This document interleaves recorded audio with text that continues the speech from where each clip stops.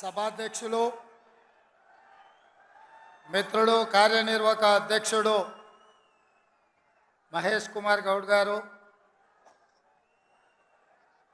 స్థానిక శాసనసభ్యుడు మీ అభిమాన నాయకుడు వెడ్మ బొజ్జు గారు, ఈ కార్యక్రమానికి ముఖ్య అతిథులుగా విచ్చేసిన ఉప ముఖ్యమంత్రి వర్యులు శ్రీ బట్టి విక్రమార్క గారు, కోమటిరెడ్డి వెంకటరెడ్డి గారు,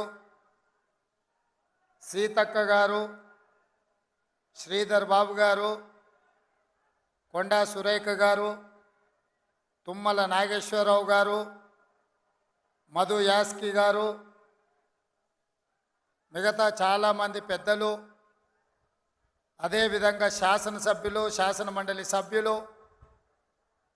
వివిధ హోదాలలో పార్టీ నాయకత్వము, జిల్లా పార్టీ అధ్యక్షులు, మండల పార్టీ అధ్యక్షులు, గ్రామశాఖ అధ్యక్షులు, ప్రాణ సమానులైన పార్టీ కార్యకర్తలందరికీ కూడా హృదయపూర్వకంగా నమస్కారాలు. మిత్రులారా, ఆనాడు ఇక్కడే దళిత గిరిజన దండోర కార్యక్రమాన్ని తీసుకున్నప్పుడు పెద్దలు ప్రేమ్ సాగర్ రావు గారు బాధ్యతను తీసుకొని ఆనాడు ప్రభుత్వం నిర్బంధాలు కొనసాగిస్తుంటే, అడ్డంకులు సృష్టిస్తుంటే, ఏది ఏమైనా నలుమూలల నుంచి అడవి బిడ్డలు, ఆదివాసీలు ఇంద్రవల్లికి కదం దొక్కి ఆనాడు వేలాది మంది వచ్చి దళిత గిరిజన దండోరను ఆశీర్వదించి ఆగస్టు 9, 2021 నాడు కల్వకుంట్ల చంద్రశేఖరరావు మీద సమరశంఖం పూరించి ఈ తెలంగాణ గడ్డ మీద చంద్రశేఖరరావు కుటుంబాన్ని బొందబెడతామని చెప్పి ఆ అమరవీరుల స్తూపం సాక్షిగా ప్రతినబూని ఆ కార్యక్రమాన్ని డిసెంబర్ 3 నాడు పూర్తి చేసిండ్రు. మీకందరికీ మనస్ఫూర్తిగా ధన్యవాదాలు. మిత్రులారా, ఇక్కడ మట్టికి గొప్పతనం ఉన్నది, ఇక్కడి గాలిలో పౌరుషం ఉన్నది, ఇక్కడ తినే తిండిలో, వేసే అడుగులో పోరాట పటిమ ఉన్నది.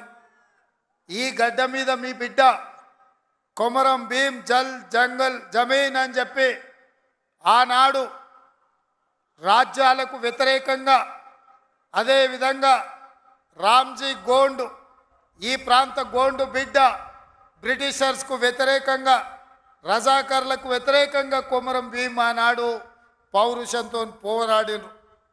ఈనాడు చరిత్ర పుటలలో పోరాటాల గురించి చర్చించాలి అంటే, పౌరుషం గురించి ప్రస్తావించాలి అంటే రామ్జీ గోండు, కొమరం భీం గురించి ప్రస్తావించకుండా ఏ చరిత్ర మొదలు అవ్వదు అని చెప్పి నేను సగర్వంగా ఈ సందర్భంగా చెప్తున్న మిత్రులారా.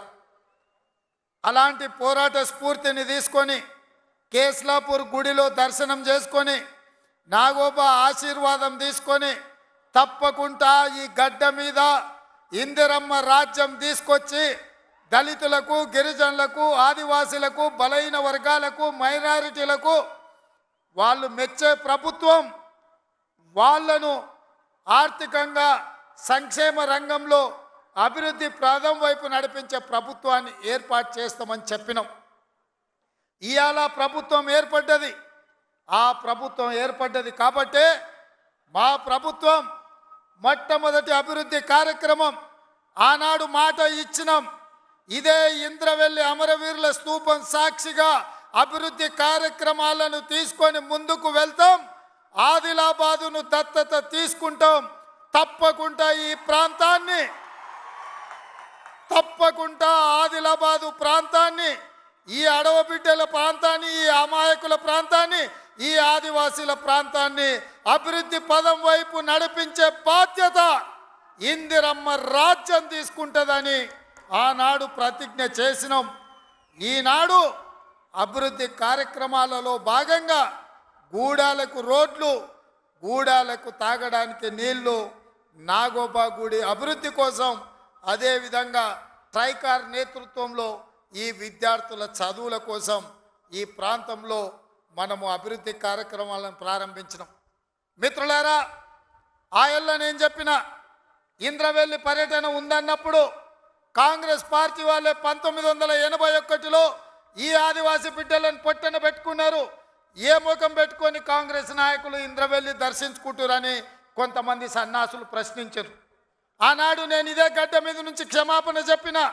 ఉమ్మడి రాష్ట్రంలో సమైక్య పాలనలో సీమాంధ్ర పాలకులు తెలంగాణ బిడ్డలను, ఆదివాసీ బిడ్డలను, అడవి బిడ్డలను తుపాకీ తూటాలతో నేలకు వరుగుతుంటే, వాళ్ళ రక్తం చిందుతుంటే నిస్సహాయులమై సమైక్య పాలనలో చేతులు కట్టుకొని కూర్చున్నారు కొందరు. అది జరిగింది తప్పు. తప్పు జరిగినందుకు మన్నించండి. మా ఇందిరమ్మ రాజ్యంలో ఆదివాసీ బిడ్డలను ఆదుకుంటాం, తప్పకుండా కుటుంబాలను హక్కున చేర్చుకుంటాం, గుండెల్లో పెట్టి చూసుకుంటామని ఆ ఎల్ల మాటిచ్చినాం. ఇవాళ ఆనాడు అమరులైన కుటుంబాలకు ఇందిరమ్మ ఇండ్ల పట్టాలే కాదు, ఇండ్లు కట్టుకోవడానికి 5 లక్షల రూపాయల కుటుంబాలకు ఇచ్చి ఇవాళ నాడు అమరులైన కుటుంబాలను ఇవాళ ఆదుకునే కార్యక్రమం చేపట్టిన. మిత్రులారా, చరిత్రలో జరిగిన తప్పిదాలను, సమైక్య రాష్ట్రంలో ఉమ్మడి పాలనలో జరిగిన దుష్టాంతాలను సరిదిద్దడానికి శ్రీమతి సోనియా గాంధీ గారు తెలంగాణ రాష్ట్రం ఇచ్చిండ్రు.